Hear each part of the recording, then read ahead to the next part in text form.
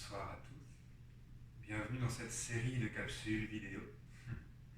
Dans cette série, on va explorer les bases, c'est-à-dire qu'on va explorer des postures, parfois très accessibles, parfois plus avancées, dans un certain nombre de variations à chaque fois, afin d'explorer et de décortiquer tout ce qui est faisable en fait dans un flow.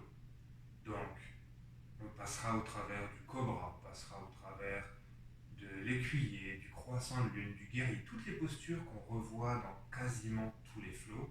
Comment les faire pour être à l'aise? Quelles variations adopter si justement nous avons quelques défis, que ce soit physique, certaines blessures, certaines limitations, peu importe. Et c'est pas mal ça. Donc pour cette première capsule, on va explorer une posture qui revient systématiquement dans la grande majorité des classes que vous trouverez sur internet et en studio, le cobra. Donc le cobra, c'est ce qu'on appelle communément un back bend, une flexion vers l'arrière. La manière dont j'aime bien la présenter dans mes classes, dans mes ateliers, c'est qu'il ne faut pas voir ça comme un back bend, sinon on va focaliser sur le fait de cambrer le dos et on va s'écraser, mais il faut prendre conscience que c'est avant tout un front stretch, donc un étirement avant. Quelle est la différence? Des mots. Mais en se focalisant sur les bons mots, on met le focus là où il faut. C'est-à-dire que si on garde en tête que lors d'un cobra, on veut avant tout étirer la chaîne avant du corps, on va engager les abdominaux, on va projeter le cœur, la cage thoracique, ça va naturellement créer de l'espace dans toute la colonne vertébrale pour nous permettre d'y aller en toute sécurité. Donc je vais montrer un cobra dit complet, cobra tel qu'on le voit dans la majorité des vidéos. Je vais également montrer quelques étapes plus intermédiaires et expliciter tous les points importants pour la posture.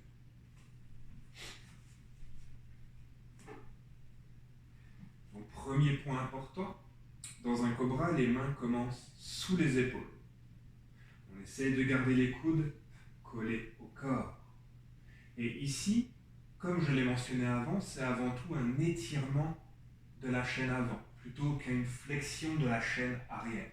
Qu'est-ce que ça signifie? À partir de la posture sur le ventre, les mains qui sont bien ancrées à la terre vont avoir tendance à tirer le sol vers soi. Ça nous fait un sentiment de glisser vers l'avant, de glisser entre nos mains. Juste avec la paume des mains à la terre, on peut déjà ressentir ce léger mouvement. Bien évidemment, dans la posture complète, les doigts s'y trouveront également. Mais il peut être plus facile de ressentir cette projection juste avec l'épaule. Donc les mains sous sont les épaules, les coudes ne sont jamais en ouverture, on essaie de les garder le plus possible collés au corps. Ce sera toujours lors d'une inspiration qu'on montera petit à petit, donc on tire le sol vers soi, les coudes restent collés au corps, on projette le cœur, le regard, et on refait.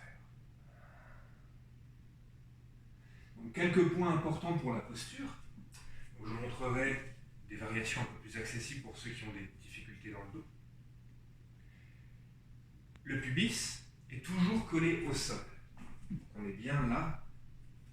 Cette zone du corps, lorsque l'on monte, ne se décolle pas. Si ça se décolle, c'est un chien tête levée. C'est très acceptable, mais ce n'est pas la même posture. Donc le pubis reste au sol. Les épaules s'ouvrent, les coudes collent le corps. On tire le sol vers soi, on ouvre le cœur, on projette, on projette, on projette.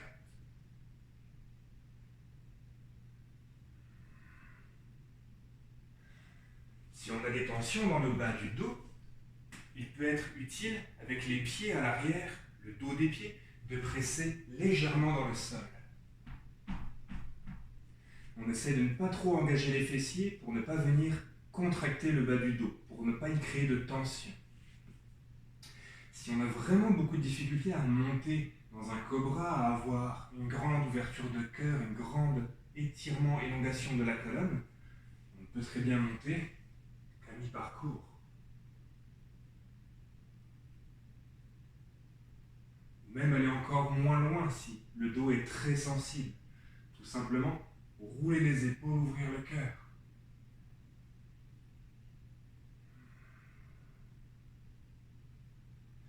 Si il y a d'importantes tensions dans le bas du dos, on peut ouvrir les pieds légèrement à l'écart davantage pour créer de l'espace dans les lombaires, créer de l'espace dans le bas de notre dos pour nous permettre de remonter de manière plus sécuritaire. Dans la variation classique, traditionnelle, les jambes sont jointes à l'arrière.